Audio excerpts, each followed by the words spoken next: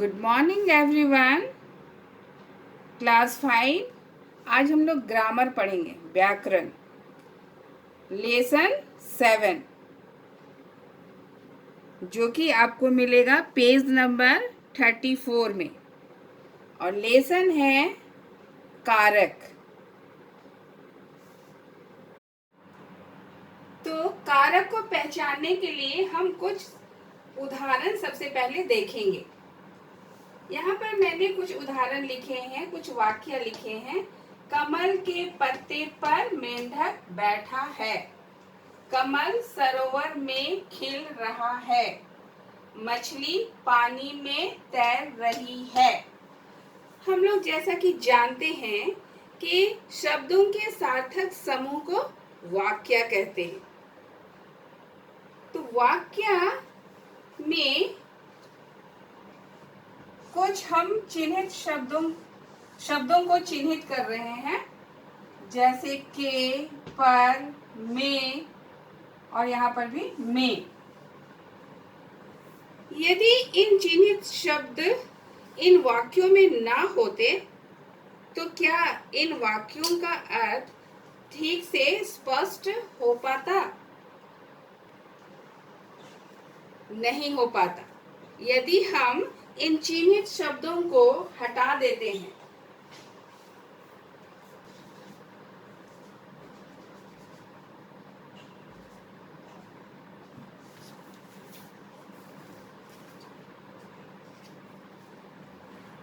जैसा कि मैंने उन चिन्हित शब्दों को यहाँ पर हटा दिया है, तो यदि हम वाक्यों को पढ़ते हैं, कमल पत्ते मेंढक बैठा है, कमल सरोवर खिल रहा है, मछली पानी तैर रही है, तो क्या इन वाक्यों का अर्थ स्पष्ट हो रहा है?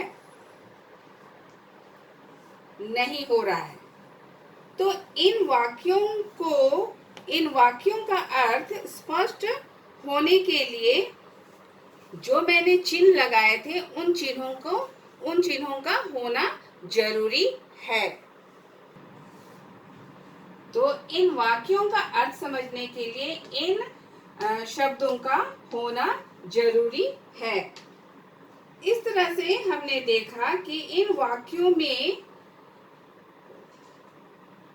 कुछ संज्ञा शब्द हैं और कुछ क्रिया शब्द हैं। जैसे यहाँ पर पहले वाक्य में कमल, पत्ते, मेंढक, ये संज्ञा है। दूसरे वाक्य में कमल, सरोवर संज्ञा है। तीसरा में मछली और पानी संज्ञा है। और बैठा है क्रिया है, खिल रहा है क्रिया है, तैर रही है क्रिया है। इस तरह से हम देखते हैं कि इन वाक्यों में संज्ञा शब्द का संबंध क्रिया के साथ किसी न किसी रूप से जुड़ रहा है। संज्ञा शब्द क्रिया के साथ किसी न किसी रूप से जुड़ रहा है। और ये रेखांकित शब्द संज्ञा का संबंध क्रिया के साथ जोड़ रहे हैं और इन्हें ही हम कारक चिन्ह कहते हैं। और इस चिन्ह को विभक्ति या परसर्ग भी कहा जाता है। तो कारक की परिभाषा हम इस तरह से लिख सकते हैं। संज्ञा या सर्वनाम के जिस रूप से उसका संबंध क्रिया के साथ जुड़ता है उसे कारक कहते हैं। जैसा कि मैंने आपको उदाहरण में दिखाया कि संज्ञा शब्द क्रिया के साथ जुड़े हुए हैं, यानी संज्ञा शब्द क्रिया के साथ संबंध बना रहा है और संबंध बनाने वाले चिन्ह को ही कारक कहते हैं। और उन्हीं कारक चिन्हों को विभक्ति या परसर्ग भी कहा जाता है। आगे हम कारक के भेद को देखेंगे। तो कारक के भेद, कारक के 8 भेद हैं, जैसे कि आपकी किताब में बतलाया गया है। कारक के 8 भेद हैं। पहला है कर्ता कारक, दूसरा है कर्म कारक, तीसरा है करण कारक, चौथा है संप्रदान कारक, एंड पांचवा है अपादान कारक, छठा है संबंध कारक, सातवां है अधिकरण कारक और आठवां है संबोधन कारक। तो ये 8 भेद हैं कारक के, और इनको हम क्रमशः देखेंगे और समझेंगे। तो कारक के भेद में पहला भेद है कर्ता कारक। कर्ता कारक यानी करने वाला, है ना। यहाँ पर हम कुछ उदाहरण लिखे हैं। मोहन, पहला उदाहरण है मोहन ने खाना खाया। दूसरा में लिखे हैं माँ ने खाना पकाया। तो इन वाक्यों में मोहन खाने का काम कर रहा है और माँ पकाने का काम कर रही है, यानी कि मोहन खाने की क्रिया कर रहा है और माँ पकाने की क्रिया कर रही है। तो यही काम करने वाले माँ और मोहन करता है। करता है यानी काम करने वाला कौन है? मोहन और माँ है। यानी कि मोहन खाने का काम कर रहा है और माँ पकाने का काम कर रही है। तो यही संज्ञा शब्द क्या हुए? करता है, कर्ता शब्द हुए, यानी कि करता हुए। तो इसकी परिभाषा हम इस तरह से लिख सकते हैं या बोल सकते हैं। शब्द के जिस रूप से क्रिया करने वाले का बोध हो उसे कर्ता कारक कहते हैं। कर्ता कारक किसे कहते हैं? जिस शब्द से क्रिया के करने वाले का बोध हो उसे कर्ता कारक कहते हैं। जैसे कि क्रिया कौन कर रहा है? मोहन कर रहा है, यहाँ पर माँ कर रही है। तो मोहन ने और माँ ने, ये क्या हुए? कर्ता कारक के उदाहरण हुए। तो कर्ता कारक की परिभाषा इस तरह से होगा जैसा कि मैंने आप लोगों को बताया। और कर्ता कारक का परसर्ग या कारक चिन्ह क्या है? ने है। कर्ता कारक का चिन्ह क्या है? ने है ना। क्रिया के साथ यदि हम कौन या किसने प्रश्न करके कर्ता कारक को हम मालूम कर सकते हैं। और यहाँ पर हम आप लोगों को थोड़ा सा बतला देना चाहते हैं कि ने चिन्ह का प्रयोग तब होता है जब क्रिया के साथ कर्म का प्रयोग होता है, जैसे कि यहाँ पर हुआ है। जैसे कि खाना खाया, तो खाया क्रिया हुआ और खाना क्या हुआ? कर्म हुआ। उसी प्रकार से यहाँ पर है खाना पकाया, तो पकाया क्रिया हुआ और खाना क्या हुआ?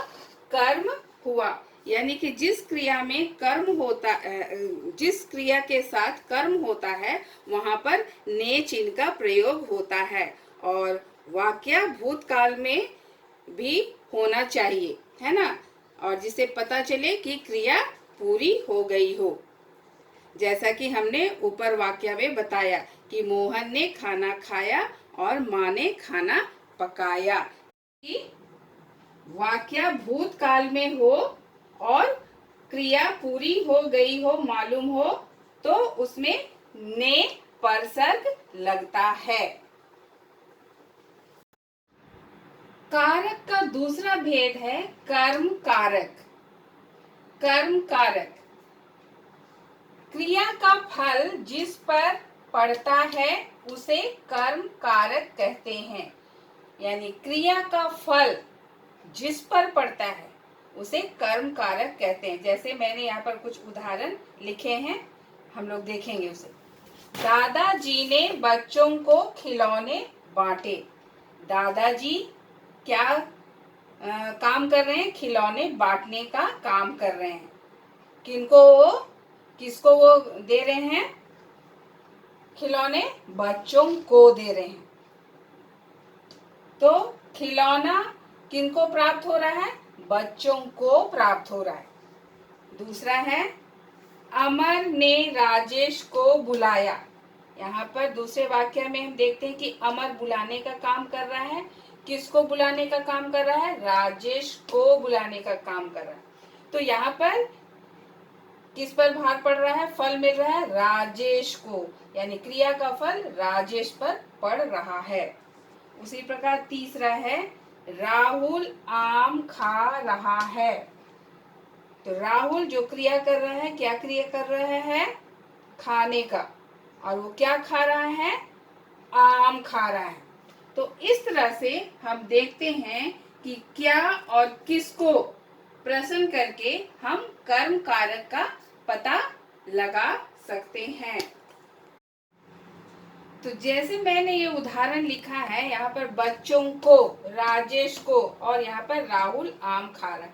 तो यहाँ पर तीसरे उदाहरण में मैंने को का प्रयोग नहीं किया है।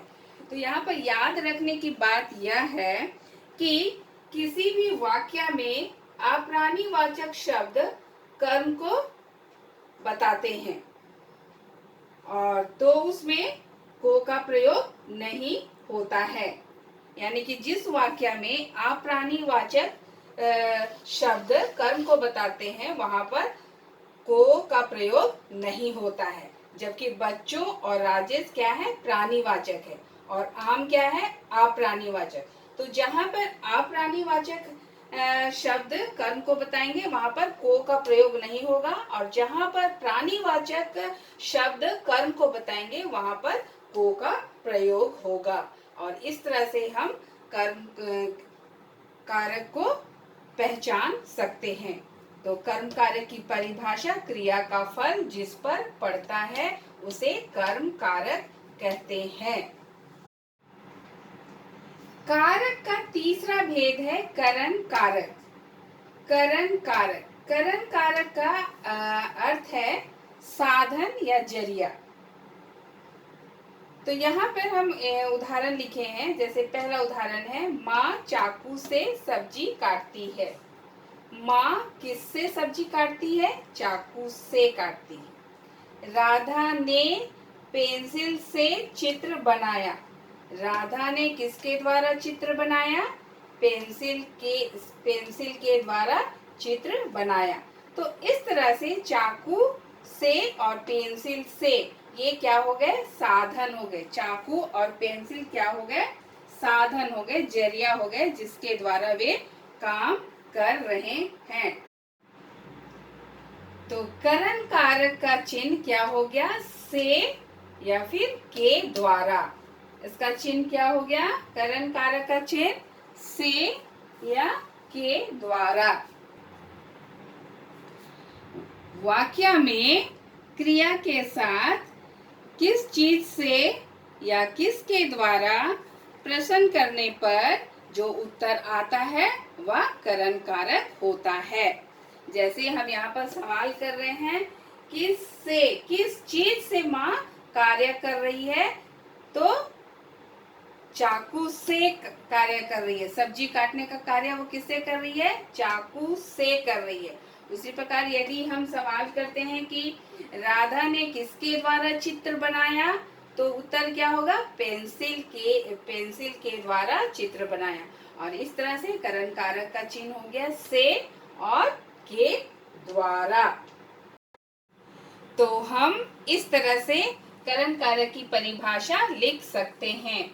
कर्ता जिसकी सहायता से क्रिया करता है उसे करण कारक कहते हैं, और इसका चिन्ह क्या है? से या फिर के द्वारा, है ना। कारक का चौथा भेद है संप्रदान कारक। संप्रदान कारक नाम के अनुसार इसका अर्थ है दान देना। संप्रदान यानी कि दान देना।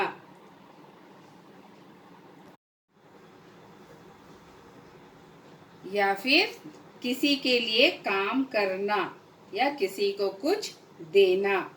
जैसे कि मैंने यहाँ पर उदाहरण लिखा है, माँ ने बच्चों के लिए खिलौने खरीदे। तो माँ ने कर्ता हो गया ना, किसके लिए क्रिया किया? बच्चों के लिए किया। किसके लिए काम किया? बच्चों के लिए किया। उसी प्रकार दूसरा है, मंजू ने कपड़े धोबी को दिए। यहाँ पर मंजू देने का काम कर रही है। किसको दे रही है कपड़े? धोबी को दे रही है ना।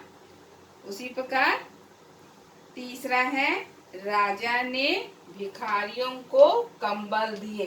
तो यहाँ पर राजा क्या कर रहा है? भिखारियों को कुछ दे रहा है। क्या दे रहा है? दान दे रहा है। भिखारियों को कंबल दे रहा है ना। भिखारियों को क्या दे रहा है? कंबल दे रहा है ना। तो इस तरह से हम देखते हैं कि संप्रदान कारक का चिन्ह के लिए और को है।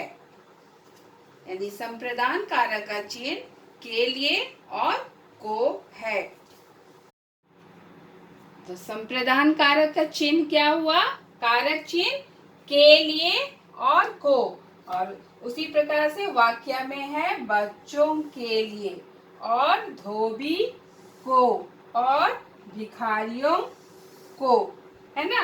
तो इस तरह से हम लोग देखते हैं कि के लिए और को संप्रदान कारक के चिन्ह हैं।